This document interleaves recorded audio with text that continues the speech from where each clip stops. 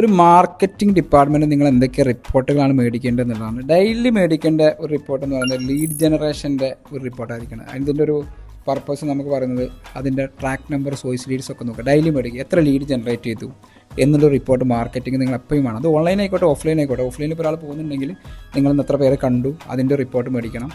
അതാണ് മാർക്കറ്റിംഗ് എന്നുള്ളത്. സെയിൽസ് എന്നല്ല, സെയിൽസിലേക്ക് കൊടുക്കുന്നതിന് മാർക്കറ്റിംഗ്. ചില സമയത്തൊക്കെ മാർക്കറ്റിംഗ് കം സെയിൽസ് ആയിരിക്കും. അതേപോലെ രണ്ടാമത് കൊടുക്കേണ്ടത് ഒരു ക്യാമ്പയിൻ്റെ പെർഫോമൻസ് റിപ്പോർട്ടാണ്. അതായത് ROI, നമുക്ക് എത്രയാണ് ക്യാമ്പയിൻ വന്നിരിക്കുന്നത്, അതിൻ്റെ റിട്ടേൺ ഓഫ് ഇൻവെസ്റ്റ്മെൻറ്റ് എങ്ങനെ വരുന്നത്, എത്രയാണ് കോസ്റ്റ് വന്നിരിക്കുന്നതൊക്കെ അതിൽ വരണം.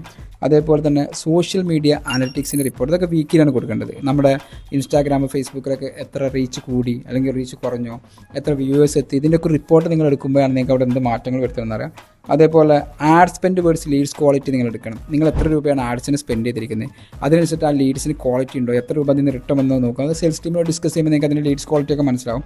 അതേപോലെ മാർക്കറ്റിങ്ങിൻ്റെ ഒരു കലണ്ടർ പ്ലാൻ വളരെ മസ്റ്റായിട്ട് നിങ്ങൾ റിപ്പോർട്ടായിട്ട് ചോദിക്കണം. അതായത് ഒരു മാസത്തേക്കുള്ള മാർക്കറ്റിംഗ് കലണ്ടർ എന്താണ്, കഴിഞ്ഞ ആഴ്ചയാണ് കലണ്ടറിൽ പ്ലാൻ ചെയ്തിരിക്കുന്നത്, അത് എങ്ങനെയാണ് എക്സിക്യൂട്ട് ചെയ്തിട്ടുണ്ട്. അപ്പോൾ അത് നമ്മളെപ്പോഴും നോക്കണം. അപ്പോൾ നമ്മൾ ചിലപ്പോൾ മാർക്കറ്റിംഗ് കലണ്ടറൊക്കെ പ്രിപ്പയർ ചെയ്ത് കൊടുത്തിട്ടുണ്ടാവും, അവർ അതേപോലെ പോകുന്നില്ലെങ്കിൽ നമ്മുടെ ആ സോഷ്യൽ മീഡിയ അതിൻ്റെ എല്ലാ അൽഗോരിതം തെറ്റും. അപ്പോൾ അവിടെ വളരെ ശ്രദ്ധിക്കേണ്ട ഒരു കാര്യമാണ്.